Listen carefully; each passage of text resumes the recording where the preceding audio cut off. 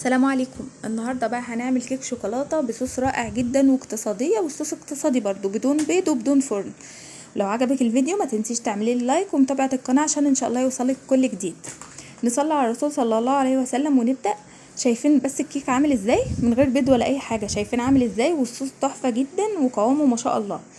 اول حاجه بنجيب كوبايه ونص من الدقيق المنخول، بنحط عليه ربع كوبايه من الكاكاو المش محلى اللي هو الكاكاو الخام، وهتضيفي عليه نص معلقه كبيره من البيكنج باودر.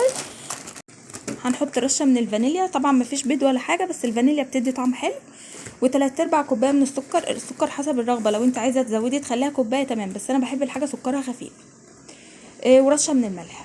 بكون محضره كوبايه من الحليب الساخن يكون سخن جدا، بحط عليها معلقه صغيره من القهوه سريعه الذوبان او بن عادي خالص، وبنقلبه. مش بيديها طعم ولا حاجه، مش بتحسي بطعم القهوه بس بتعزز طعم الشوكولاته في الكيك. وبتقلبي المكونات دي كلها على بعضها، وبتضيفي تلت كوبايه من الزيت ومعلقه كبيره من الخل. ما تستغربيش من الخل، مش بتحسي بطعمه برضو، بس هو الخل مع البيكنج باودر او البيكنج صودا بيخلي الكيك بيحصل تفاعل فالكيك بيعلى. في طاسه مدهونه زيت هننزل الخليط ونخبطه خبطتين كده نطلع الهواء اللي فيه، وبنغطيه وبنسويه على نار واطيه جدا زي تسويه الرز. بنكشف عليه بعد نص ساعه و5 دقايق كده مش قبلها. تعالوا نعمل الصوص بقى الاقتصادي اللذيذ جدا. نص كوبايه لبن، نص كوبايه كاكاو محلى خام قصدي، نص كوبايه من السكر وفانيلا، وهنضرب. واحنا بنضرب بقى كده بننزل نص كوبايه من الزيت بس نقطه نقطه كده. واول لما تسمعي الخلاط بدا صوته يتقل يعني شن كده، هتعرفي ان الخليط بتاعك تقل وهيبان.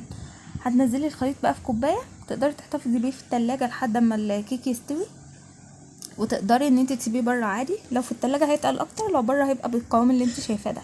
هنا كان عدى 40 دقيقه. تختبري بقى الكيك استوى ولا لا، ان انت تدخلي فيه كده الشوكه، لو طلعت نضيفه يبقى تمام استوى. وبعد كده هنقعد يعني نشوك الكيكه كده بالشوكه علشان يبقى فيها فتحات، عشان اما نحط الصوص يدخل جوه الكيك كله، فالكيك كله يبقى جوسي كده وطري ولذيذ جدا. طعم الصوص ده رهيب.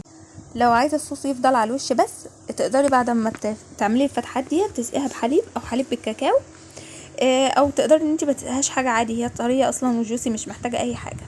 وهنقطعها بالشكل اللي بتحبيه. كان في واحده في فيديو الحواوشي اعترضت ان انا بقطع الحواوشي بالمقص. انا قطعته بالمقص لانه كان كريسبي من بره، وكان مستحيل يتقطع بسكينه، وده مقص مخصص للاكل بس فعادي يعني. وهنا بقى شوفوا شكلها تحفه وجوسي، وطعم الصوص رائع جدا والله، احلى من الجاتو. لا وما فيهاش بيض خالص ازاي، وشايفين شكل الكيك عامل ازاي، هش جدا وطري.